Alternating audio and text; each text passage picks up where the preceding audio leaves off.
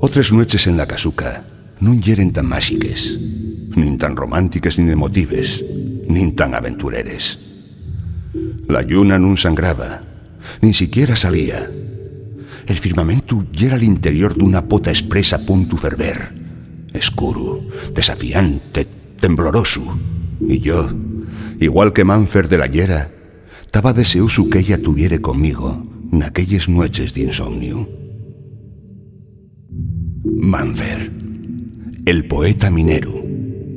O al revés, porque según me contó años después, cuando lo conocí, sintió que cada cacho de carbón que robaba a la tierra convertíase en un verso que iba faciendo el poema de la su existencia. Golpe a golpe, verso a verso, como antes, no hay tantos años. Solo algún más de los años nos que pasó esta historia. La memoria.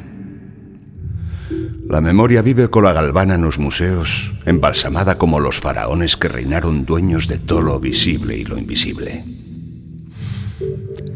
El tiempo homicida involuntario de la memoria. Un día. ¿Cuánto y un día? ¿Cuánto dura el tiempo? ¿Cuánto duró la noche de insomnio de Manfer esperando a Carlotina? ¿Cuánto duró este día de Rosa Taurán junto a los cantiles de San Martín?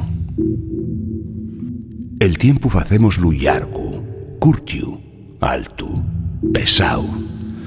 Hasta se escapa del calendario, hasta llega a ser un sueño. Los relojes ya en Sinjei, amontonados en el vertedero de la invención, en el basurero donde acaben los poemes de Rosa, los non poemes d'una non poeta que fuxe de la perversión, de la pornografía literaria, que non quiere enseñarnos el pubis alfabético del so cuerpo marín, de muller pexe, a lo mellor de roca, a lo mellor de simes abismales, onde nada lle más importante que la supervivencia.